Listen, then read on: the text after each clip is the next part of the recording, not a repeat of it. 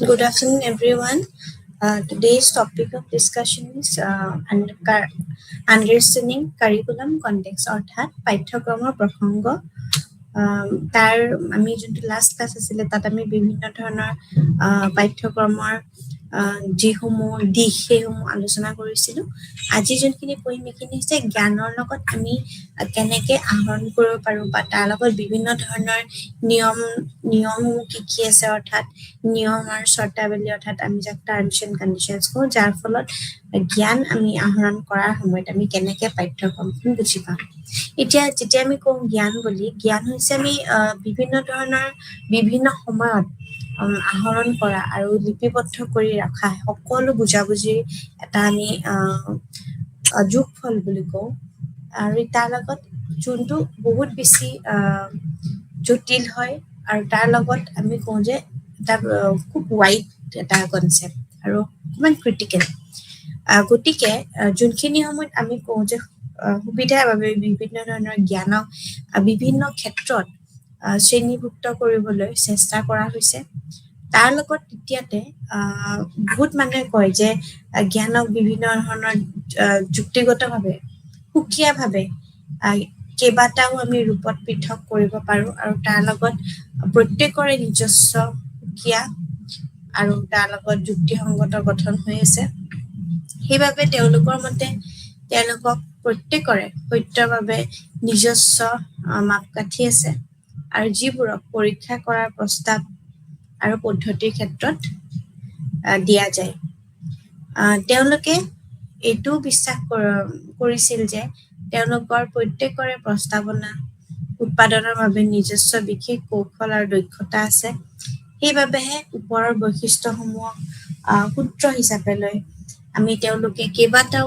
গুৰুত্বপূৰ্ণ জ্ঞানৰ সৃষ্টি কৰিবলৈ যিবোৰ ৰূপ একেই বুলি কোৱা যায় তাৰ লগত একেই ৰূপ আৰু বৈশিষ্ট্য জ্ঞানৰ আমাৰ বিভিন্ন ধৰণৰ শৰীৰবোৰ এটা অনুশাসন গঠন কৰিছিলে আৰু তাৰ লগত সেই অনুশাসনৰ লগত কেইবাটাও গুৰুত্বপূৰ্ণ জ্ঞানৰ সৃষ্টি হৈছিলে আৰু যিবোৰ সৃষ্টি হৈছিলে বা যিবোৰ ৰূপত দেখা যায় সেইবোৰ বৈশিষ্ট্যসমূহ সূত্ৰ যেতিয়া আমি দেখিবলৈ পাওঁ তেতিয়া আমি গম পাওঁ যে তেওঁলোকক কেইবাটাও বিভিন্ন ধৰণৰ বৈশিষ্ট্যৰ আমি যদি কওঁ শৰীৰবোৰতো এটা এটা অনুশাসন গঠন কৰা হৈছে এতিয়া এই অনুশাসন শব্দটো অৰ্থাৎ ডিচিপ্লিন ৱৰ্ডটো ক'ৰ পৰা ডেৰাইভ হৈছে অৰ্থাৎ ক'ৰ পৰা উৎপন্ন হৈছে তেতিয়া আমি কওঁ যে অনুশাসন শব্দটো লেটিন শব্দ ডিচিপ্লাছ যাৰ অৰ্থ হৈছে ছাত্ৰ আৰু অনুশাসনৰ বিভিন্ন ধৰণৰ যাৰ অৰ্থ হৈছে শিক্ষা দিয়া এই এটা শাখাক আমি সদায় কওঁ যে যুক্তিসংগ কৰিবলৈ বা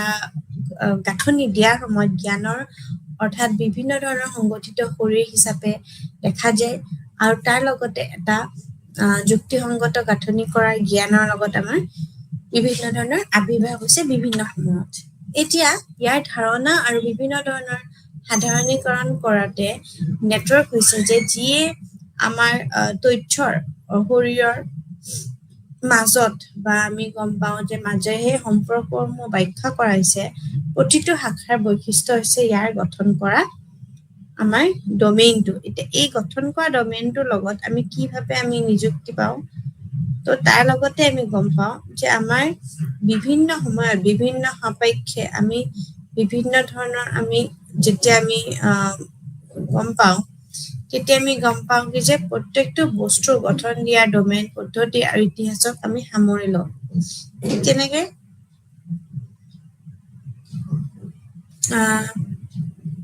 তাৰ লগত পদ্ধতি আৰু ইতিবাচক ডমেইনো আমাৰ আছে তো সেই তাৰ লগত প্ৰতিটো শাখাৰ বৈশিষ্ট্য হৈছে গঠন কৰাৰ ডমেইন এতিয়া অনুশাসনৰ ৰূপ বুলি যদি কওঁ বিষয়বস্তু গঠন কাৰ্যৰ ওপৰত নিৰ্ভৰ কৰি শাখাসমূহক তলত দিয়া শ্ৰেণীসমূহত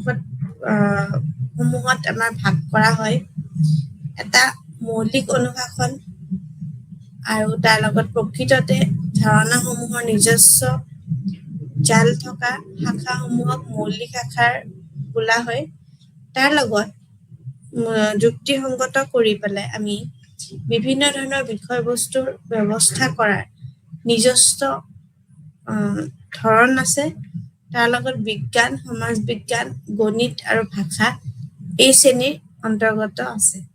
তো তাৰ লগতে প্ৰয়োগ কৰা হৈছে অনুশাসন, আৰু সেই প্ৰয়োগমূলক শাখাত মৌলিক ভাষাৰ জ্ঞান প্ৰয়োগ কৰাৰ ফলত আমি উদ্ধৱ হোৱা শাখাবোৰ আমি দেখিবলৈ পাওঁ। ঠিক তেনেকে এই প্ৰয়োগমূলক শাখাত বিভিন্ন ধৰণৰ ইঞ্জিনিয়াৰিং বা আমি ৱাই টেকনলজি, এপ্লাইডে হওক বা ফিজিক্স হওক বা বিভিন্ন ধৰণৰ প্ৰয়োগমূলক শাখাৰ কিছুমান উদাহৰণ দেখিবলৈ পাওঁ। বহু আন্তঃশাখা ক্ষেত্ৰ আছে। এতিয়া যেনেকে বিদ্যালয়ৰ বাবে পাঠ্যক্ৰম ডিজাইন কৰাৰ শেহতীয়া পদ্ধতিসমূহ প্ৰকৃতিৰ লগত বিভিন্ন ধৰণৰ আমাৰ লাভ আছে। সেই হিচাপে আমি যদি কওঁ বিদ্যালয়ৰ বাবে পাঠ্যক্ৰম ডিজাইন কৰাত শেহতীয়াকৈ পদ্ধতিসমূহত বিভিন্ন প্ৰকৃতিৰ পৰা বহু বা আন্তঃশাখাৰ হয়, আৰু এই ক্ষেত্ৰত দুটা বা তাতকৈ অধিক শাখাৰ জ্ঞানে যেতিয়া নতুন শাখাৰ পাঠ্যক্ৰমত ডিজাইন অৰিহণা যোগায়, সেই তাকে আমি বহু আৰু আন্তঃশাখা ক্ষেত্ৰ বুলি কোৱা যায়। এতিয়া যদি আমি উদাহৰণস্বৰূপে কিছুমান শাখা আমি বাছি উলিয়াওঁ, যেনেকে সমাজ বিজ্ঞানৰ শাখাটো হৈছে বহুত এটা শাখাৰ উদাহৰণ। এতিয়া সেই সমাজ বিজ্ঞানৰ পাঠ্যক্ৰমসমূহত আমি ইতিহাস বা অৰ্থনীতি বা বিভিন্ন ধৰণৰ ৰাজনীতি বিজ্ঞান, সমাজ বিজ্ঞান, নেতৃত্ব বা মনোবিজ্ঞান, ভূগোল আদিৰ বিষয়ৰ ওপৰতো আধাৰিত হৈ থাকে। তো এই ক্ষেত্ৰত কি হয় যে সমাজ বিজ্ঞানৰ শাখাই প্ৰধান সংগঠক হিচাপে কাম কৰাৰ বিপৰীতে বিভিন্ন ধৰণৰ আনুষংগিক শাখাসমূহ ইয়াৰ পৰিপূৰক হিচাপে কাম কৰি তুলিছে।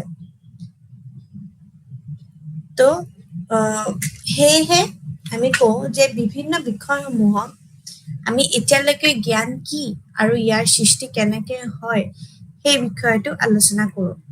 অনুশাসন কি আৰু কেনেকৈ গঠিত হয় সেই আমিও দেখা পাই আহিছো। ঠিক তেনেকে বিভিন্ন ধৰণৰ পৰম্পৰাগতভাৱে স্কুলৰ বিষয়সমূহ বা বেছিভাগে ভাষা, বিজ্ঞান, সমাজ বিজ্ঞান আৰু গণিতৰ মূল শাখাসমূহৰ পৰা উলিয়াই অনা বুলি পোৱা যায়। যিহেতু আমাৰ বৌদ্ধিক বিকাশৰ ওপৰত গুৰুত্ব দিয়া হৈছিলে, সেয়েহে জীৱন দক্ষতা, মনোভাৱ আৰু অনুভূতিৰ দৰে আৱেগিক দিশৰ অন্যতম গুৰুত্বপূৰ্ণ ক্ষেত্ৰতো সম্পূৰ্ণভাৱে আমি অৱহেলিত হৈছে। ঠিক তেনেকে আমি ইতিমধ্যে লক্ষ্য কৰিছো যে বিদ্যালয়ৰ বিষয়বোৰক বেছিভাগে আমাৰ মূল শাখাৰ পৰা উলিয়াই অনা হয়।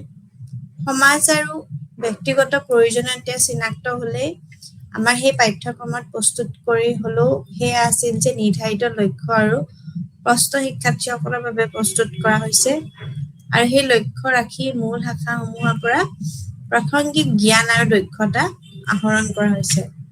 ঠিক তেনেকে প্ৰতিটো বিষয়ৰ বাবে উদ্দেশ্য তালিকা, সেই উদ্দেশ্য পূৰণৰ বাবে প্ৰয়োজনীয়তা বিষয়বস্তুৰ বিষয়সমূহ সাজু হোৱাৰ পিছত একেখিনি বিষয় পাঠ্যপুথিৰ প্ৰস্তুত কৰাৰ লাগে আমি বিভিন্ন নিৰ্মাতাসকলৰ হাতত তুলি দিয়া হৈছিলে।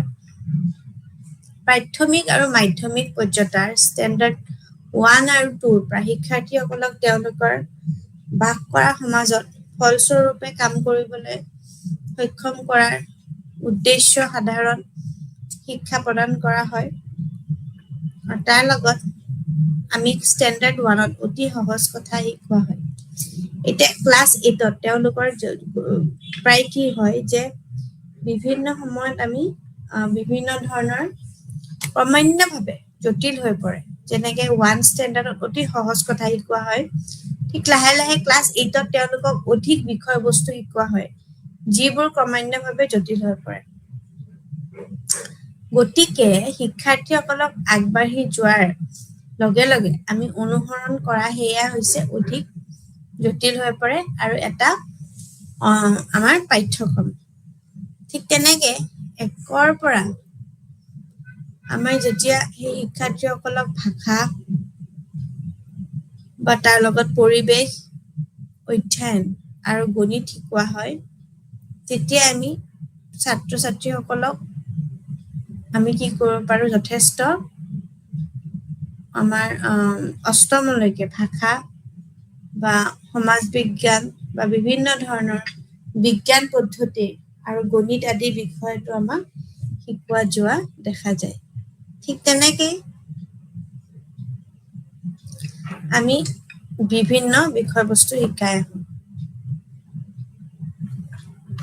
এতিয়া মাধ্যমিক পৰ্যায়ত শিক্ষাৰ্থীসকলে ভাষা, সমাজ বিজ্ঞান, বিজ্ঞান আৰু গণিত শিকে। ঠিক তেনেকে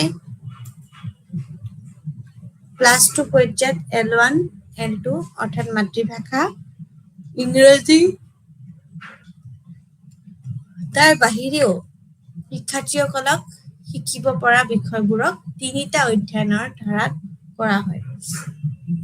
কলা আৰু মাননীয় ধাৰা, মানৱীয় ধাৰা অৰ্থাৎ আৰ্টছ আৰু হিউমেনিটিজ, বিজ্ঞান ধাৰা আৰু বাণিজ্য ধাৰা অৰ্থাৎ ছায়েন্স আৰু কমাৰ্চ।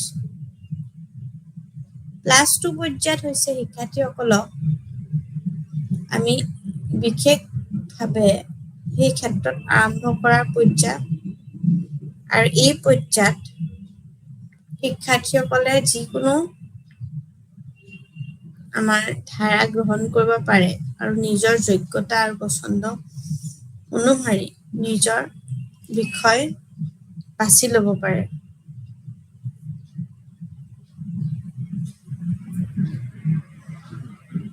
আমি ইতিমধ্যে উল্লেখ কৰা মতে অতীতৰ শিক্ষাবিদসকলৰ ধাৰণাটো শিক্ষাৰ মূল কাম বৌদ্ধিক বিকাশ বুলি ভাবিছিলো, কিন্তু শেহতীয়াকৈ শিক্ষাবিদসকলে তাৰ উপলব্ধিও কাম কৰিছে যে শিক্ষাৰ অৰ্থ কেৱল বৌদ্ধিক বিকাশ নহয়, বৰঞ্চ আচলতে ই সম্পূৰ্ণ মানুহৰ বিকাশৰ কল্পনা হয়। তো তাৰ লগত অতীতৰ শিক্ষাবিদসকলে ধাৰণাটো শিক্ষাৰ কাম বুলি ধাৰণাটো শিক্ষাৰ মূল বৌদ্ধিক বিকাশ বুলি ভাবিছিল, কিন্তু শেহতীয়াকৈ শিক্ষাবিদসকলে উপলব্ধি কৰিছে যে শিক্ষাৰ অৰ্থ কেৱল বৌদ্ধিক বিকাশ নহয়, বৰঞ্চ আচলতে ই মানুহৰ বিকাশৰ কল্পনা কৰা হয়। তো এই উপলব্ধিৰ ফলত কিছুমান ক্ষেত্ৰত যেনে কলা আৰু শিল্প শিক্ষা, জীৱন দক্ষতা শিক্ষা, ক্ৰিয়া আৰু শাৰীৰিক শিক্ষা, মূল্যবোধৰ শিক্ষা আদি বুলি লিখি বন্ধ কৰি দিয়া হৈছে। ঠিক তেনেকে যদিও এনে কিছুমান বিষয় বিদ্যালয়ৰ সময়সূচীত পোৱা যায়, তথাপিও সেইবোৰক আমি প্ৰাপ্য গুৰুত্ব দিয়া নহয়। এতিয়া পাঠ্যক্ৰমৰ অংশ হিচাপে আমি কওঁ যে আমাৰ বিভিন্ন ধৰণৰ অংশ হিচাপে আমি সদায় একত্ৰিত কৰাৰ পৰিৱৰ্ততে ইয়াক সদায় সহ পাঠ্যক্ৰমৰ অধ্যয়নবিলাক আমি এই ক্ষেত্ৰত হিচাপে আমি গণ্য কৰিব পাৰো। ঠিক তেনেকে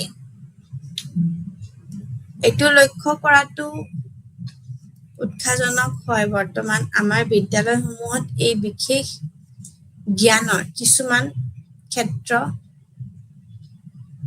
আমাৰ বিদ্যালয়ৰ পাঠ্যক্ৰমত একত্ৰিতভাৱে কৰি আছে, আৰু ইতিমধ্যে NCERT পাঠ্যপুথিসমূহত এনে কিছুমান ক্ষেত্ৰত একত্ৰিত কৰা হৈছে। এতিয়া ৰাজ্যিক বোৰ্ডসমূহে এই ক্ষেত্ৰত কিছুমান তেওঁলোকৰ পাঠ্যক্ৰমত অন্তৰ্ভুক্ত কৰাৰ বাবে পদক্ষেপ গ্ৰহণ কৰিছে, আৰু এই সকলোবোৰ আমাৰ বিদ্যালয়ৰ বিভিন্ন ধৰণৰ ব্যৱস্থাপনক ফলপ্ৰসূ কৰি তোলে। ঠিক তেনেকে পৰম্পৰাগতভাৱে স্কুলৰ বিষয়সমূহ বা তাৰ লগত বিভিন্ন ধৰণৰ বেছিভাগ ভাষা, বিজ্ঞান, সমাজ বিজ্ঞান, গণিত গণিতৰ মূল শাখাসমূহ উলিয়াই অনা বুলিও দেখা পোৱা যায়। যিহেতু বৌদ্ধিক বিকাশৰ ওপৰত গুৰুত্ব দিয়া হৈছিলে, সেয়েহে জীৱন দক্ষতা, দীক্ষা, মনোভাৱ, অনুভূতিৰ দৰে আৱেগিক দিশৰ বিকাশ আদি অন্যান্য গুৰুত্বপূৰ্ণ ক্ষেত্ৰসমূহো গুৰুত্বপূৰ্ণ অৱহেলিত হৈছিলে। আমি ইতিমধ্যে লক্ষ্য কৰিছো যে বিদ্যালয়ৰ বিষয়সমূহ বেছিভাগ মূল শাখাৰ পৰা উলিয়াই অনা হয় আৰু সমাজৰ বিভিন্ন ব্যক্তিগত প্ৰয়োজনীয়তা চিনাক্ত হলেও পাঠ্যক্ৰম আমাৰ প্ৰস্তুত কৰিবলৈ যি কৰিলেও সেয়ে আছিলে নিৰ্ধাৰিত লক্ষ্য আৰু প্ৰশ্ন কৰা শিক্ষাৰ্থীসকলক প্ৰস্তুতি স্তৰৰ প্ৰতি লক্ষ্য ৰাখি মূল শাখাসমূহ প্ৰাসংগিকভাৱে জ্ঞান আৰু দক্ষতাৰ আহৰণ কৰে। প্ৰতিটো বিষয়ৰ বাবে উদ্দেশ্য তালিকা থাকে আৰু সেই উদ্দেশ্যৰ পূৰণ বাবে প্ৰয়োজনীয় বিষয়বস্তুসমূহ আমি বিভিন্ন বিষয়সমূহত সাজু হিচাপে একেখিনি বিষয়ে পাঠ্যপুথি হিচাপে আমি প্ৰস্তুত কৰোঁ আৰু সেই পাঠ্যপুথি নিৰ্মাতাসকলৰ হাতত তুলি দিয়া হয়। ঠিক তেনেকৈ আমি ক'ব পাৰোঁ যে পুনৰ প্ৰয়োজনীয়তাবিলাকৰ বাবে আমি সদায় এই বিষয়বস্তুবিলাকৰ প্ৰতি আমি সাজু হোৱাৰ একেখিনি বিষয় আমি পাঠ্যপুথি হিচাপে প্ৰস্তুত কৰি তোলোঁ।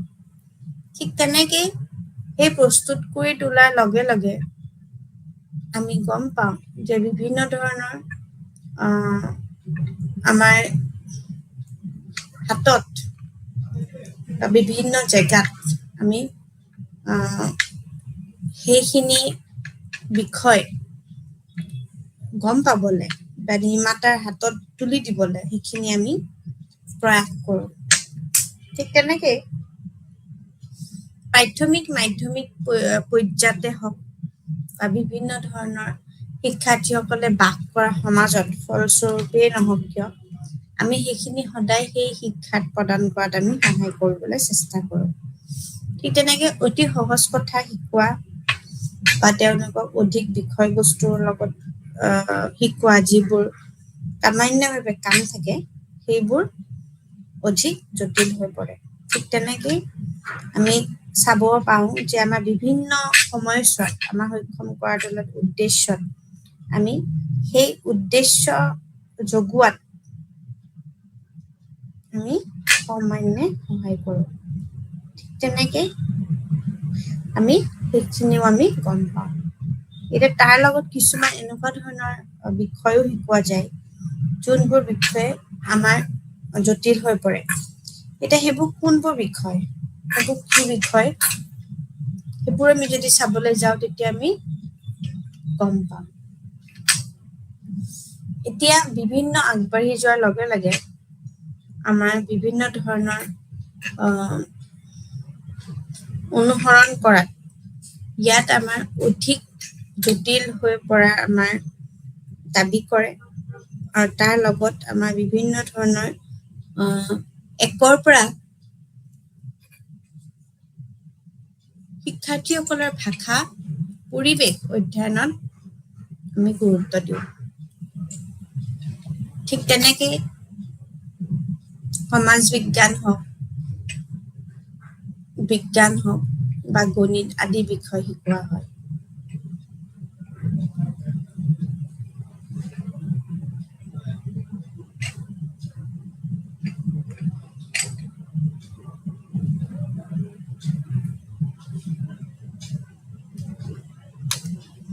মাধ্যমিক পৰ্যায়ত শিক্ষাৰ্থীসকলৰ ভাষা, সমাজ বিজ্ঞান আদি গণিত থাকে।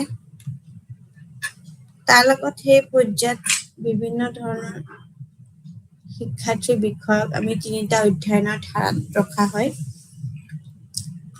আৰ্টছ এণ্ড হিউমেনিটিজ থাকে, ছায়েন্স আৰু কমাৰ্চ থাকে। এতিয়া সেই পৰ্যায়ত হৈছে এই শিক্ষাৰ্থীসকলৰ বিষয়সমূহ আৰু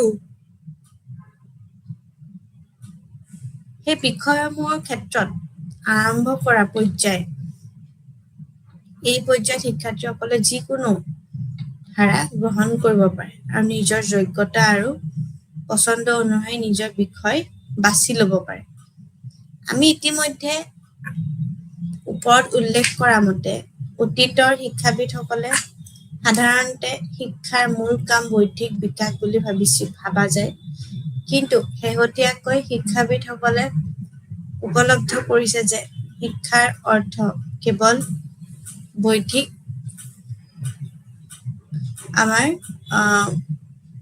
বৌদ্ধিক বিকাশে নহয়, বৰঞ্চ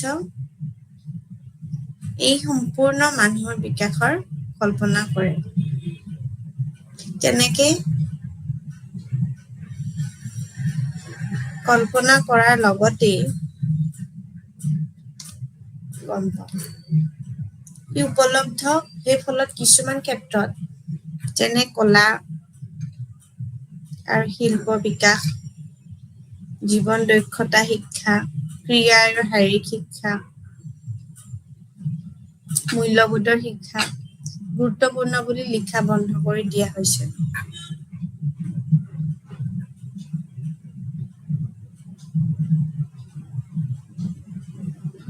তেনেকে যদিও এনে কিছুমান বিষয় বিদ্যালয়ৰ সময়সূচী পোৱা যায়, এইবোৰক আমি প্ৰাপ্য গুৰুত্ব দিয়া নহয়। পাঠ্যক্ৰম অংশ হিচাপে একত্ৰিত কৰাৰ পৰিৱৰ্তে আমি ইয়াক সহ পাঠ্যক্ৰমক অধ্যয়ন ক্ষেত্ৰ হিচাপে গণ্য কৰা হয়।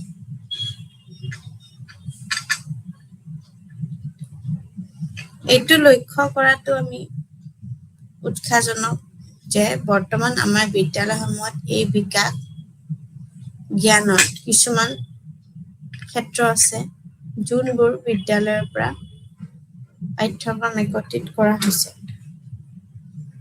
ইতিমধ্যে NCERT সেইখিনি পাঠ্যক্ৰমসমূহত এনে কিছুমান ক্ষেত্ৰত একত্ৰিত কৰিছে, যোনটো ৰাজ্যিক আমাৰ বোৰ্ডসমূহে এই ক্ষেত্ৰসমূহৰ কিছুমানক তেওঁলোকৰ পাঠ্যক্ৰমত অন্তৰ্ভুক্ত কৰাৰ পদক্ষেপ গ্ৰহণ কৰিছে। আৰু ই সকলোৰে উত্থাপন কৰি পেলাই এই বিদ্যালয়ৰ ব্যৱস্থা ফলস্বৰূপে কৰি তোলে। ঠিক তেনেকে প্ৰাথমিক আৰু মাধ্যমিক শিক্ষাত অৰ্থাৎ ক্লাছ 1ৰ পৰা ক্লাছ 10লৈ শিক্ষাৰ্থীসকলক তেওঁলোকৰ প্ৰয়োগ কৰা সমাজখনে ফলস্বৰূপে কাম কৰিবলৈ সক্ষম কৰাৰ উদ্দেশ্য ধাৰণা শিক্ষা প্ৰদান কৰা হয়। যে ক্লাছ 1ত যেনেকে কিছুমান ইজি আমি কনচেপ্ট পঢ়িছিলো, ক্লাছ 1ত অতি সহজ কথা শিকোৱা হয়। ঠিক তেনেকে তেওঁলোকক অধিক বিষয়বস্তু শিকোৱা হয়, যিবোৰ ক্ৰমান্বয়ভাৱে জটিল হৈ পৰে। গতিকে শিক্ষাৰ্থীসকলক আগবাঢ়ি যোৱাৰ লগে লগে যি অনুসৰণ কৰে সেয়ে হৈছে অধিক জটিল হৈ পৰা এটি হাৰপিল পাঠ্যক্ৰম। একৰ পৰা শিক্ষাৰ্থীসকলৰ ভাষা, পৰিৱেশ অধ্যয়ন, গণিত শিকোৱা হয় বুলি কয়। ছাত্ৰ-ছাত্ৰীসকলে ক্লাছ 1ৰ পৰা 8মলৈকে ভাষা, মাতৃভাষা হিন্দী আৰু ইংৰাজী, সমাজ বিজ্ঞান গোটেইসমূহ চায়। বিজ্ঞান আৰু গণিত আদি শিকোৱা হয়। ঠিক তেনেকে মাধ্যমিক পৰ্যায়ত শিক্ষাৰ্থীসকলে ভাষা আৰু সমাজ বিজ্ঞানৰ লগত বুৰঞ্জী, ৰাজনীতি বিজ্ঞান, ভূগোল অৰ্থাৎ জিঅ'গ্ৰাফী, অৰ্থনীতি, ইকনমিক্স এই গোটেইখিনি আমাৰ চোৱা যায়। ঠিক তেনেকে গণিত শিকিলে বা বিজ্ঞান যোনটো আমাৰ পদাৰ্থ বিজ্ঞান অৰ্থাৎ আমাৰ কেমিকেল চায়েন্স, সেইখিনি আমি ৰসায়ন বিজ্ঞান বা আমাৰ বিভিন্ন ধৰণৰ ৰাজনীতি বিজ্ঞান অৰ্থাৎ পলিটিকেল চায়েন্স এই গোটেইখিনি মিলি আমি গম পাওঁ লগতে মেথমেটিক্সো তো এই +2 পৰ্যায়ত অৰ্থাৎ লেভেল 1 and লেভেল 2 আমি মাতৃভাষা ইংৰাজী হিন্দীৰ বাহিৰেও বিভিন্ন শিক্ষাৰ্থীয়ে শিকিব পৰা বিষয়বোৰক 3টা অধ্যয়নৰ ধাৰাত ৰখা হয়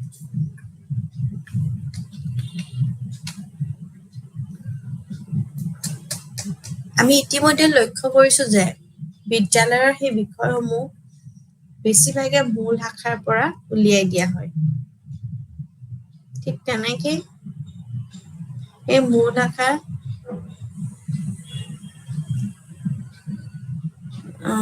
নিৰ্ধাৰিত কৰি লক্ষ্য কৰি প্ৰশ্ন কৰি তোলা হয় ঠিক তেনেকে আৰু তাৰ লগতে বিভিন্ন শাখা সমূহৰ পৰা প্ৰাসংগিক জ্ঞান আৰু দক্ষতাৰ আহৰণ কৰে বিষয়বোৰ বেছিভাগে মূল শাখাৰ পৰা উলিয়াই অনা হয় সমাজ আৰু ব্যক্তিগতভাৱে প্ৰয়োজনীয়তাসমূহ চিনাক্ত হলে আমি পাঠ্যক্ৰমবিলাক আমি যি কৰিলেও আমি সেই নিৰ্ধাৰিত লক্ষ্য প্ৰশ্ন কৰি তোলে প্ৰস্তুত কৰা স্তৰৰ প্ৰতি লক্ষ্য ৰাখি মূল শাখাসমূহৰ পৰা আমি প্ৰাসংগিক জ্ঞান আৰু দক্ষতা আহৰণ কৰিব পাৰোঁ প্ৰতিটো বিষয়বোৰৰ উদ্দেশ্যৰ আঁৰত এই তালিকা সোমাই আছে আৰু তাৰ লগত বিভিন্ন ধৰণৰ পূৰণৰ বাবে আমি বিষয়বস্তুৰ লগত আমি গম পাওঁ তো যোনখিনি বিষয় প্ৰস্তুত কৰে সেইখিনি আমি নিৰ্মাতাসকলৰ হাতত তুলি দিয়া হয় এতিয়া প্ৰাথমিক আৰু মাধ্যমিক পৰ্যায়ত অৰ্থাৎ প্ৰাইমেৰী আৰু ছেকেণ্ডাৰী ষ্টেজত শিক্ষাৰ্থীসকলে কি কৰে তেওঁলোকে বাস কৰাৰ মাজত পৰোক্ষভাৱে গম পায় যে সক্ষম কৰাৰ উদ্দেশ্যত সাধাৰণ শিক্ষাবোৰ কেনেকে প্ৰদান কৰা হয় আৰু তাৰ লগত তেওঁ বিভিন্ন অতি সহজ কথাও শিকোৱা হয় তেওঁলোকে অধিক বিষয়বস্তু শিকোৱাৰ লগত যিবোৰ সময়টোৱে জটিল হৈ থাকে অতি শিক্ষাৰ্থীসকলে আগবাঢ়ি যোৱাৰো প্ৰচেষ্টা চলায় তেনে অনুসৰণ কৰিও অধিক জটিল হৈ পাৰে এটা সৰ্পিল পাঠ্যক্ৰম ঠিক তেনেকে বিভিন্ন ধৰণৰ আমাৰ ষ্টেণ্ডাৰ্ডৰ অৰ্থাৎ ক্লাছলৈ 1ৰ পৰা 5লৈ 5 শ্ৰেণীলৈ শিক্ষাৰ্থীসকলক ভাষা অৰ্থাৎ লেংগুৱেজ ট্ৰেইনিং দিয়ে এনভাইৰনমেণ্ট পৰিৱেশ ট্ৰেইনিং দিয়ে অধ্যয়ন কৰাত ৰিচাৰ্চ কৰাত তাৰ লগত আৰু গণিত শিকোৱা হয় অৰ্থাৎ মেথছ শিকোৱা হয় এতিয়া এই ছাত্ৰ ছাত্ৰীসকলক সকলোৱে 5 ক্লাছৰ পৰা 8 ক্লাছলৈ মাতৃভাষা হিন্দী আৰু ইংৰাজী সমাজ বিজ্ঞান আৰু গণিত আদি বিষয়ও শিকোৱা হয়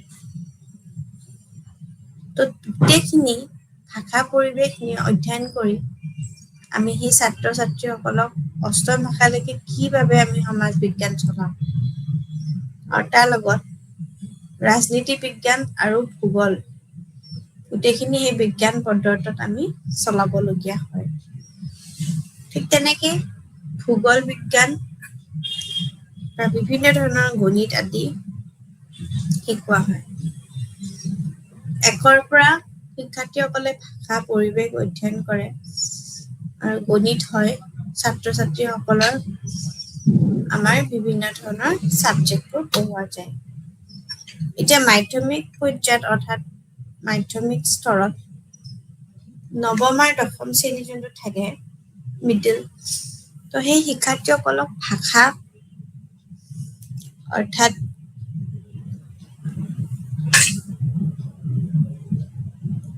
লেংগুৱেজ 1, লেংগুৱেজ 2 আৰু লগতে হিন্দী শিকোৱা হয়। সমাজ বিজ্ঞান, ভূগোল বিজ্ঞান, পদাৰ্থ বিজ্ঞান আৰু প্ৰকৃতিক বিজ্ঞান ভাবে আৰু গণিত শিকে। ঠিক সমাজ বিজ্ঞানৰ শাখাটো এটা বহুত কওঁ যে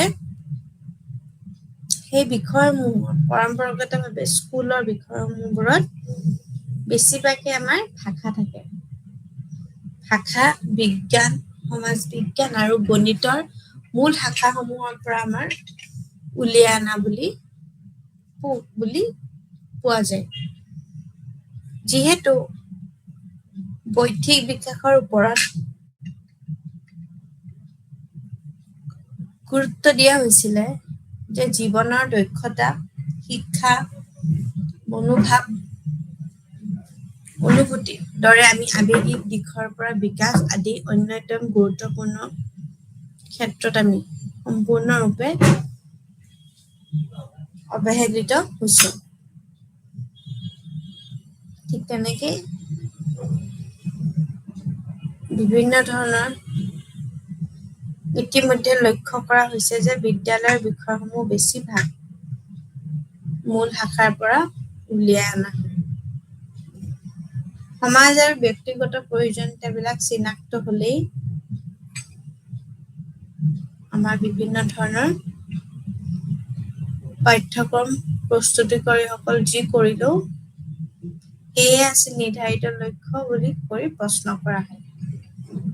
আৰু সেই শিক্ষাৰ্থীসকলকে আমি বিভিন্ন ধৰণৰ প্ৰস্তুতি স্থৰ প্ৰতি লক্ষ্য ৰাখি মূল শাখাসমূহৰ পৰা আমি প্ৰাসংগিকভাৱে জ্ঞান, দক্ষতা আহৰণ কৰোঁ।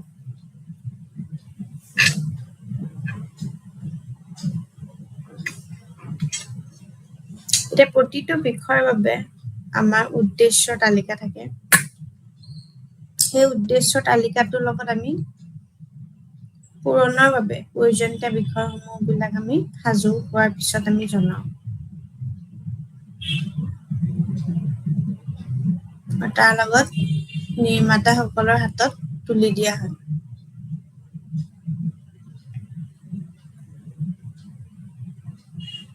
একেখিনি বিষয় পাঠ্যপুথি প্ৰস্তুতৰ বাবে জনায়। সেয়েহে উদ্দেশ্যৰ পৰা পূৰণৰ বাবে প্ৰয়োজনীয়তাবিলাক আমি বিষয়বস্তুসমূহ আমি বিভিন্ন ধৰণৰ সাজু হোৱাৰ পিছতেই একেখিনি বিষয় পাঠ্যপুথি কৰি আমি প্ৰস্তুত কৰিব পাৰো। আৰু সেই হাতত তুলি দিয়াৰ পিছতে আমি গম পাওঁ। এতিয়া প্ৰাথমিক আৰু পৰ্যায়ত শিক্ষাৰ্থীসকলে তেওঁলোকে বাস কৰা সমাজত ফলস্বৰূপে কাম কৰিবলৈ সক্ষম কৰা উদ্দেশ্য সাধাৰণ শিক্ষা বুলি প্ৰদান কৰা হয়। অতি সহজ শিকোৱা হয়। তেওঁলোকক অধিক বিষয়বস্তু শিকোৱা হয় যিবোৰ ক্ৰমান্বয়ভাৱে জটিল হৈ পৰে। একৰ পৰা সেই পাছলৈ শিক্ষাৰ্থীসকলক ভাষা, পৰিৱেশ, অধ্যয়ন আৰু গণিত শিকোৱা হয়। ছাত্ৰ-ছাত্ৰীসকলে সেই তাৰ পৰা অষ্টমলৈকে ভাষা শিকে, সমাজ বিজ্ঞান শিকে, বিজ্ঞান শিকে আৰু গণিত আদি বিষয়ো তেওঁলোকে লগতে শিকে। ঠিক তেনেকেই শিক্ষাৰ্থীসকলে আগবাঢ়ি যোৱাৰ লগে লগে বহুত স্থানত অনুসৰণ কৰে। সেয়ে হৈছে অধিক জটিল পৰা এটা অধিক পাঠ্যক্ৰম। ঠিক তেনেকে সেই পাঠ্যক্ৰমৰ লগতে আমাৰ বিভিন্ন ধৰণৰ শাখা আমি শিকিব পাৰোঁ। এতিয়া এই +2 পৰ্যায়টো হৈছে যে শিক্ষাৰ্থীসকলক বিভিন্ন ধৰণৰ বিষয় আমি সেই ক্ষেত্ৰত আৰম্ভ কৰা পৰ্যায়। এই পৰ্যায়ত শিক্ষাৰ্থীসকলে যিকোনো ধাৰা গ্ৰহণ কৰে বা কৰিব পাৰে বা নিজৰ যোগ্যতা কৰি পছন্দ অনুসৰি তেওঁলোকে নিজৰ বিষয়বোৰ বাছি ল'ব পাৰে। আমি ইতিমধ্যে সেই তাৰ ওপৰতে আমি বিভিন্ন ধৰণৰ চিন্তা কৰি উল্লেখ কৰা মতে যে অতীতৰ বিভিন্ন ধৰণৰ শিক্ষাবিদসকলে আমি সাধাৰণতে শিক্ষাৰ মূল কাম বৌদ্ধিক বিকাশ বুলি ভাবা গৈছিলে। ঠিক তেনেকে শেহতীয়াকৈ বিভিন্ন ধৰণৰ শিক্ষাবিদসকলে উপলব্ধি কৰিছে যে শিক্ষাৰ অৰ্থ কেৱল বৌদ্ধিক বিকাশে নহয়, বৰঞ্চ ই সম্পূৰ্ণ মানুহৰ বিকাশত কল্পনা লয়। আৰু উপলব্ধ কিছুমান ক্ষেত্ৰত যেনে কলা আৰু শিল্প শিক্ষা, জীৱন দক্ষতা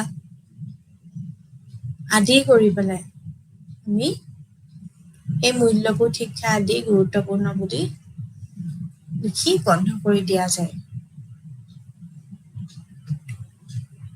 যদিও এনে কিছুমান বিষয় বিদ্যালয় বা সময়সূচীত পোৱা যায়, তথাপিও সেইবোৰক প্ৰাপ্য গুৰুত্ব দিয়া নহয়। বিভিন্ন ধৰণৰ অংশ হিচাপে একত্ৰিত কৰি পৰিৱেশত ইয়াক সহ-পাঠ্যক্ৰমত অধ্যয়নৰ ক্ষেত্ৰত হিচাপে গণ্য কৰা হয়। ঠিক তেনেকে এইটো লক্ষ্য কৰাটো উৎসাহজনক যে বৰ্তমান আমাৰ বিদ্যালয়সমূহত এক বিশেষ জ্ঞানৰ কিছুমান ক্ষেত্ৰৰ বিদ্যালয় পাঠ্যক্ৰমত একত্ৰিত কৰি আছে আৰু ইতিমধ্যে NCERT সেইখিনি কিছুমান ক্ষেত্ৰত একত্ৰিত কৰা হ'ল। ঠিক তেনেকে অন্তৰ্ভুক্ত কৰাৰ বাবে পদক্ষেপ গ্ৰহণ কৰিছে আৰু সকলোৰে বিদ্যালয়ৰ ব্যৱস্থাপনাক ফলস্বৰূপভাৱে কৰি তোলে।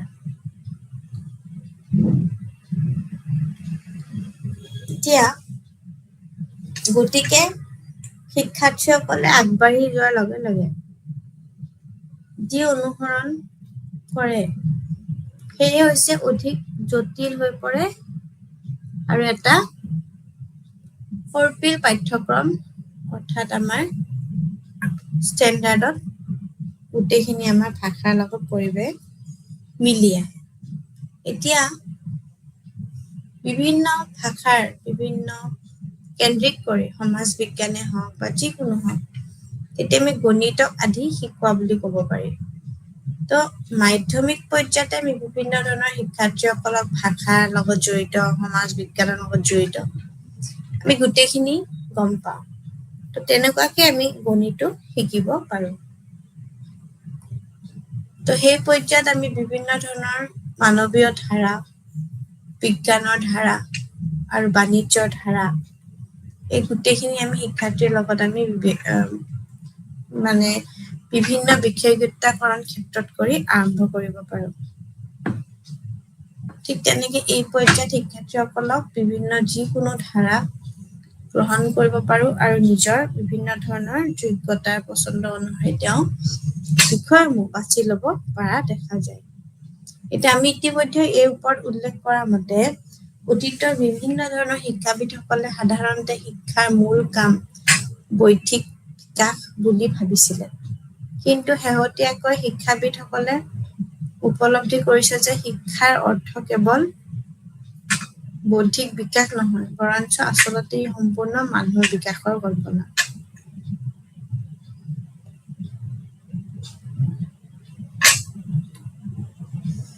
এই উপলব্ধিৰে সেই ফলত কিছুমান ক্ষেত্ৰ যেনে কলা আৰু শিল্প শিক্ষা, জীৱন দক্ষতা শিক্ষা, ক্ৰীড়া আৰু শাৰীৰিক শিক্ষা, মূল্যবোধৰ শিক্ষা গুৰুত্বপূৰ্ণ বুলি লিখি বন্ধ কৰি দিয়া হৈছে। যদিও এনে কিছুমান বিষয় বিদ্যালয়ৰ সময়সূচীত মিলোৱা যায়, তেতিয়া আমি গম পাওঁ। ঠিক তেনেকে পাঠ্যক্ৰমৰ অংশ হিচাপে একত্ৰিত কৰাৰ পৰিৱৰ্তে ইয়াক সহ পাঠ্যক্ৰমত অধ্যয়নৰ ক্ষেত্ৰ হিচাপে গণ্য কৰা হয়।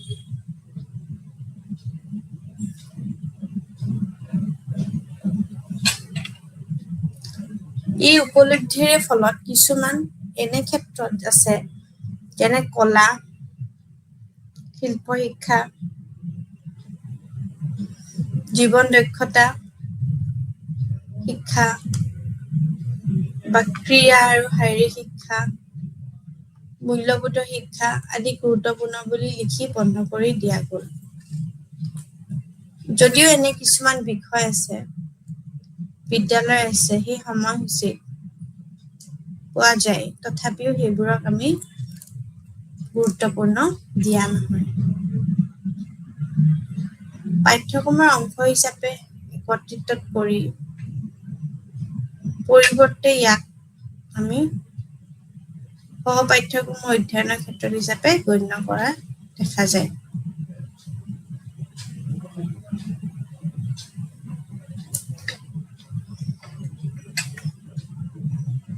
এইটো লক্ষ্য কৰাটো উৎসাহজনক যে বৰ্তমান আমাৰ বিদ্যালয়সমূহত জ্ঞানৰ কিছুমান ক্ষেত্ৰত বিদ্যালয় পাঠ্যক্ৰমত একত্ৰিত কৰি আছে আৰু ইতিমধ্যে NCERT পাঠ্যক্ৰমসমূহত এনে কিছুমান ক্ষেত্ৰত একত্ৰিত কৰা হৈছে য'ত ৰাজ্যিক বোৰ্ডসমূহেও এই ক্ষেত্ৰসমূহত কিছুমান তেওঁলোকৰ বাবে পাঠ্যক্ৰমত আমাৰ অন্তৰ্ভুক্ত কৰাৰ বাবে পদক্ষেপ গ্ৰহণ কৰিছে। এতিয়া এই সকলোবোৰে আমাৰ বিদ্যালয়ৰ ব্যৱস্থাক ফলস্বৰূপে কৰি তোলা দেখা যায়। যদিও এনে কিছুমান বিষয় আছে যোনবোৰ বিদ্যালয় আমাৰ সময়সূচীত পোৱা যায়, তথাপিও সেইবোৰক আমি প্ৰাপ্য গুৰুত্ব দিয়া নহয়। ঠিক তেনেকে বিভিন্ন ধৰণৰ পাঠ্যক্ৰমত অংশ হিচাপে একত্ৰিত কৰাৰ পৰিৱৰ্তন ইয়াক সহ পাঠ্যক্ৰমিক অধ্যয়ন কৰি তোলাত সহায় কৰে। আৰু এইটোৱে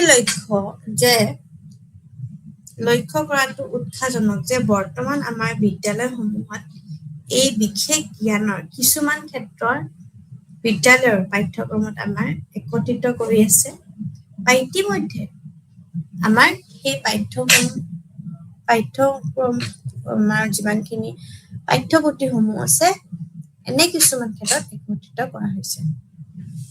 এতিয়া ৰাজ্যিক আমাৰ যিমানখিনি বোৰ্ডসমূহ আছে এই ক্ষেত্ৰসমূহৰ কিছুমানক তেওঁলোকৰ পাঠ্যক্ৰমত অন্তৰ্ভুক্ত কৰাৰ বাবে পদক্ষেপ গ্ৰহণ কৰিছে আৰু এই সকলোবোৰে উদ্ভাৱনা বিদ্যালয়ৰ ব্যৱস্থাক ফলস্বৰূপে কৰি তোলে।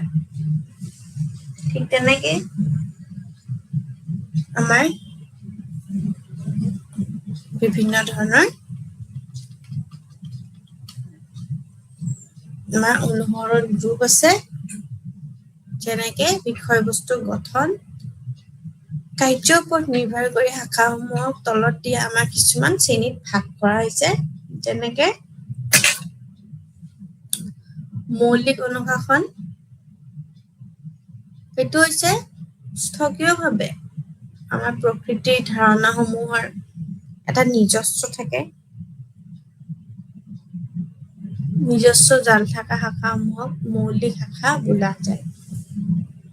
এতিয়া যুক্তিসংগতভাৱে বিষয়বস্তুৰ ব্যৱস্থা কৰাত নিজস্ব ধৰণ আছে আৰু সেই বিজ্ঞান, সমাজ বিজ্ঞান, গণিত আৰু ভাষা এই শ্ৰেণীৰ অন্তৰ্গত। প্ৰয়োগ কৰা অনুশাসন, এতিয়া প্ৰয়োগমূলক আমাৰ অনুশাসন যিমানখিনি আছে সেইখিনি এই শাখাত মৌলিক শাখাৰ জ্ঞান প্ৰয়োগ কৰাৰ ফলত উদ্ভৱ হোৱা শাখাবোৰ হ'ল প্ৰয়োগমূলক শাখা, পিছত ইঞ্জিনিয়াৰিং, টেকনলজি, তাৰপিছত এপ্লাইড ফিজিক্স আদি প্ৰয়োগমূলক শাখাৰ কিছুমান উদাহৰণ দিয়ে। এতিয়া বহু আমাৰ আছে আন্তঃশাখা ক্ষেত্ৰ, যেনেকে বিদ্যালয়ৰ বাবে পাঠ্যক্ৰম ডিজাইন কৰাত শেহতীয়াকৈ পদ্ধতিসমূহত আমাৰ বিভিন্ন ধৰণৰ বহু বা আন্তঃশাখাৰ জ্ঞান। এই ক্ষেত্ৰত দুটা বা তাতকৈ অধিক শাখাৰ জ্ঞানে নতুন শাখাৰ পাঠ্যক্ৰম আমাৰ ডিজাইন অধ্যয়ন কৰাত সহায় কৰে। উদাহৰণস্বৰূপে সমাজ বিজ্ঞানে শাখাটোত বহুত শাখাৰ উদাহৰণ, তাৰ লগত সমাজ বিজ্ঞানৰ পাঠ্যক্ৰম ইতিহাস, অৰ্থনীতি, ৰাজনীতি বিজ্ঞান, সমাজ বিজ্ঞান, নৃতত্ব, মনোবিজ্ঞান, ভূগোল, এই গোটেই বিষয়ৰ ওপৰত আধাৰিত হৈ থাকে। তেনে ক্ষেত্ৰত সমাজ বিজ্ঞানৰ বিভিন্ন শাখাই আমাক প্ৰধান সংগঠক হিচাপে কাম কৰাৰ বিপৰীতে আমাৰ বিভিন্ন অনুষংগিক শাখাসমূহক পৰিপূৰক হিচাপে কাম কৰাত তুলিত সহায় কৰে। তাৰ লগতে আমি এতিয়ালৈকে যিমান জ্ঞান কি আৰু ইয়াৰ সৃষ্টি কেনেকে হয় সেই বিষয়ে আলোচনা কৰিছো। অনুশাসন কি আৰু কেনেকৈ গঠিত হৈছে আমি দেখিছো, হয়নে? তেনেকে পৰম্পৰাগতভাৱে আমাৰ স্কুলৰ বিষয়সমূহ বেছিভাগে ভাষা, বিজ্ঞান, সমাজ বিজ্ঞান আৰু গণিতৰ মূল শাখাসমূহৰ পৰা উলিয়াই অনা বুলি দেখা যায়। যিহেতু মূলত আধাৰ কৰি পেলাই বৌদ্ধিক বিকাশৰ ওপৰত আমি গুৰুত্ব দিয়া হৈছিল। ঠিক তেনেকে অন্যতম আমাৰ যিমানখিনি আছিলে সেইখিনি আমি বিভিন্ন ধৰণৰ একত্ৰিত কৰি পেলাই আমি গম পাওঁ যে ইয়াৰ বিভিন্ন ধৰণৰ সম্পূৰ্ণভাৱে ওপৰত অৱহেলিত হৈছে। আমি ইতিমধ্যে লক্ষ্য কৰিছো যে বিদ্যালয়ৰ বিষয়বোৰ বেছিভাগ মূল শাখাৰ পৰা উলিয়াই অনা হয়। সমাজৰ ব্যক্তিগত প্ৰয়োজনীয়তা চিনাক্ত হলে পাঠ্যক্ৰম আৰু তাৰ লগত প্ৰস্তুত কৰি সকলোৱে কি কৰিলে সেয়া আছিলে নিৰ্ধাৰিত লক্ষ্য আৰু প্ৰশ্ন। তাৰ লগত শিক্ষাৰ্থীসকলৰ প্ৰস্তুতিৰ স্তৰৰ প্ৰতি লক্ষ্য ৰাখি মূল আমাৰ শাখাত আমি দেখিবলৈ পাওঁ। ঠিক তেনেকেই আমাৰ বিভিন্ন ধৰণৰ শাখাত আমি গম পাওঁ যে আমাৰ কিভাৱে সেইখিনি চলিছে। ঠিক তেনেকেই লক্ষ্য ৰাখি আমি জ্ঞানৰ দক্ষতা আহৰণ কৰিব পাৰো। সেয়ে আছিলে নিৰ্ধাৰিত লক্ষ্য আৰু প্ৰশ্ন কৰা শিক্ষাৰ্থীসকলক প্ৰস্তুতি। প্ৰতিটো বিষয়ৰ বাবে উদ্দেশ্য তালিকা আছে আৰু সেই উদ্দেশ্য পূৰণৰ বাবে আমাৰ প্ৰয়োজনীয় সমূহ বিষয়বস্তুৰ লগত সাজু ৰখা হৈছে। ঠিক তেনেকে এই বিষয়সমূহ বস্তুসমূহ বিষয়ে আমি নিৰ্মাতাসকলৰ হাতত তুলি দিয়া হৈছিল। এতিয়া সেই প্ৰাথমিক আৰু মাধ্যমিক যিমানখিনি শিক্ষাৰ্থীসকলক তেওঁলোকে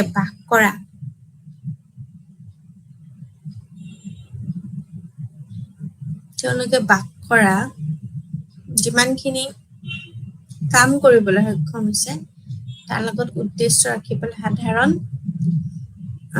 শিক্ষা প্ৰদান কৰা হয়। আৰু সেই ষ্টেণ্ডাৰ্ড 1ত আমি যেতিয়া ক্লাছ 1ত অতি সহজভাৱে শিকোৱা যায় আৰু যেতিয়া আমাৰ ক্লাছটো বাঢ়ি গৈ থাকে আমাৰ কমপ্লেক্সিটিটো বাঢ়ি গৈ থাকে।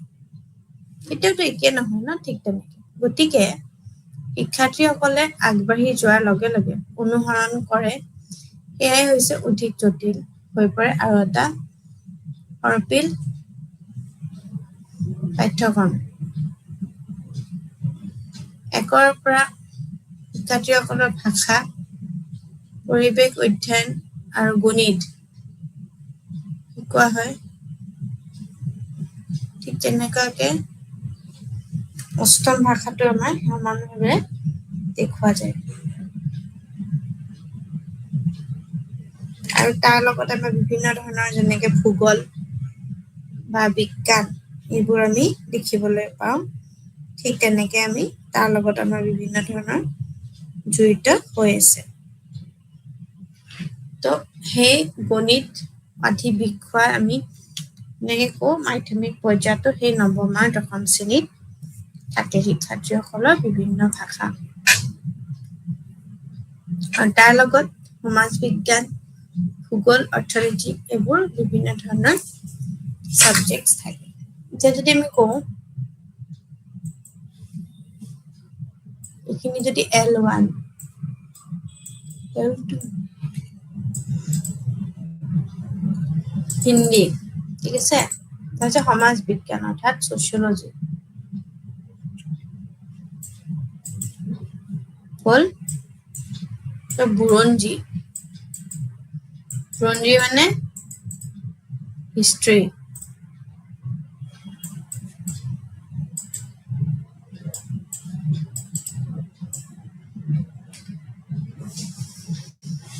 ৰাজনীতি বিজ্ঞান হৈছে পলিটিকেল সায়েন্স ভূগোল হৈছে জিওগ্ৰাফি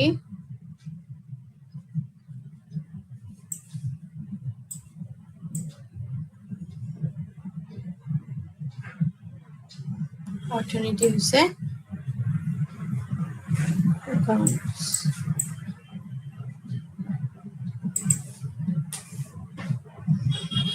এই বস্তুখিনি এই সাবজেক্ট বিলাক আমাৰ নেসেসাৰিলি সাবজেক্ট ঠিক আছে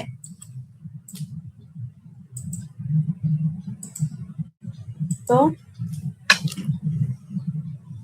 এতিয়া এই ইয়াতে তিনটা কথা কৈছে এটাটো হৈছে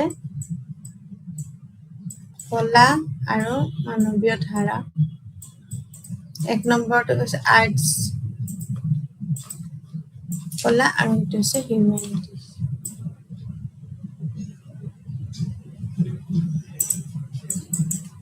আৰু এটা হৈছে বিজ্ঞানৰ ধাৰা কনসেপ্ট অফ সায়েন্স আৰু এটা হৈছে বাণিজ্যৰ ধাৰা কনসেপ্ট অফ কমাৰ্চ বুজিছে তো এইটা হৈছে এতিয়া বিভিন্ন পৰ্যায়ত ল'ব পাৰে ইতিমধ্যে আমি উল্লেখ কৰা মতে অতীতৰ শিক্ষাবিদসকলে সেইসমূহত সাধাৰণতে আমাৰ শিক্ষাৰ মূল কাম বুলি বৌদ্ধিক বিকাশ বুলি ভাবিছিল কিন্তু শেহতীয়াকৈ আকৌ সেইখিনি শিক্ষাবিদসকলে উপলব্ধি কৰিছে যে শিক্ষাৰ অৰ্থ কেৱল বৌদ্ধিক নহয় কিন্তু বৰঞ্চ আচলতে তেওঁলোক একোটা সম্পূৰ্ণ মানুহৰ বিকাশৰ কল্পনা কৰি থৈছে ঠিক আছে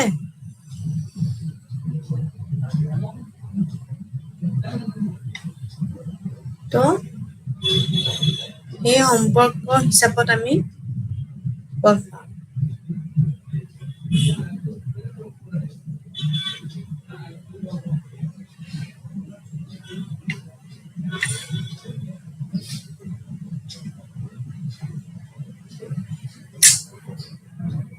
তাৰ লগত আমাৰ বিভিন্ন ধৰণৰ বৌদ্ধিক বিকাশ নহয় আচলতে সম্পূৰ্ণ মানুহৰ বিকাশৰ এটা কল্পনা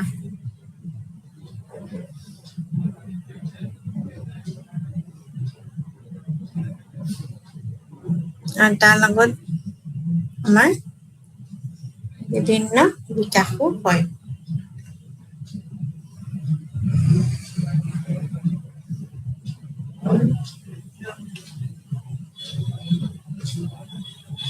উপলব্ধিৰ ফলত কিছুমান ক্ষেত্ৰত যেনে কলা আৰু শিল্প শিক্ষা জীৱন দক্ষতা শিক্ষা ক্ৰিয়া আৰু শাৰীৰিক শিক্ষা এইখিনি হৈছে শিল্প শিক্ষা জীৱন দক্ষতা মানে কি কোনোবাই ক'ব পাৰিব নেকি? Life skill. Life skill education. তাৰপিছত work and physical education.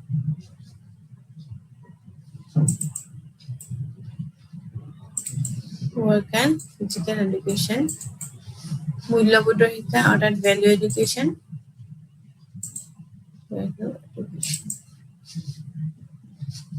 তাৰপিছত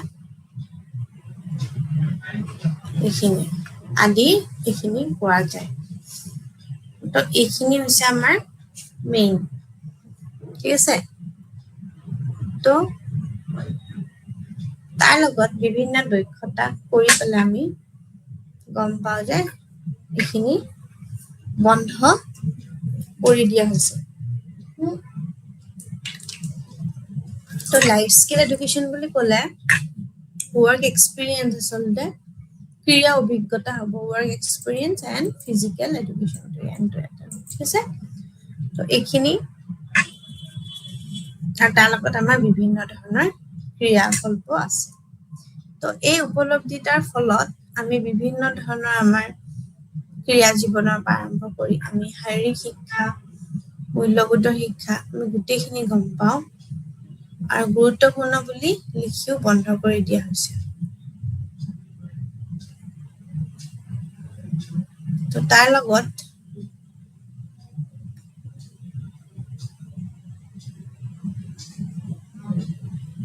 আমাৰ জীৱন দক্ষতাৰ শিক্ষা, শাৰীৰিক শিক্ষা, মূল্যবোধৰ শিক্ষা সেইখিনি আমাৰ লিখিব লাগিব। তো সেই গুৰুত্বপূৰ্ণ বুলি কোৱাৰ লগে লগে আমি এইখিনি এটাই গম পাওঁ, ঠিক আছে। যদিও এনে কিছুমান বিষয় আছে যেনে আমাৰ সময়সূচী দেখা পোৱা যায়, তথাপিও আমি সেইবোৰৰ প্ৰাপ্য গুৰুত্ব দিয়া নাই আৰু পাঠ্যক্ৰম অংশ হিচাপে আমি একত্ৰিত কৰাৰ পৰিৱৰ্তে ইয়াক আমি সহ-পাঠ্যক্ৰম অধ্যয়নৰ ক্ষেত্ৰ হিচাপে গণ্য কৰা হয়। ঠিক তেনেকৈ আমি গণ্য কৰাৰ লগতে আমি গম পোৱা যায় যে আমাৰ বিভিন্ন ধৰণৰ পাঠ্যক্ৰম আৰু কি আছে।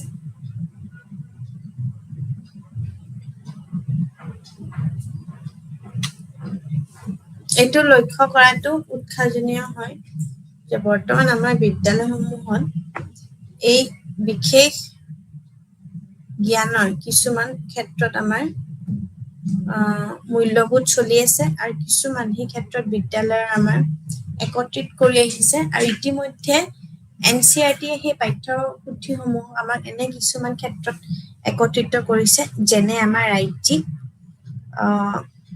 বোৰ্ডসমূহে সেই ক্ষেত্ৰসমূহৰ কিছুমানক তেওঁলোকৰ পাঠ্যক্ৰমত অন্তৰ্ভুক্ত কৰাৰ বাবে বিভিন্ন পদক্ষেপতো গ্ৰহণ কৰি আহিছে। সেই সকলোৰে বিদ্যালয়ৰ ব্যৱস্থাপনাক ফলস্বৰূপে কৰি তোলে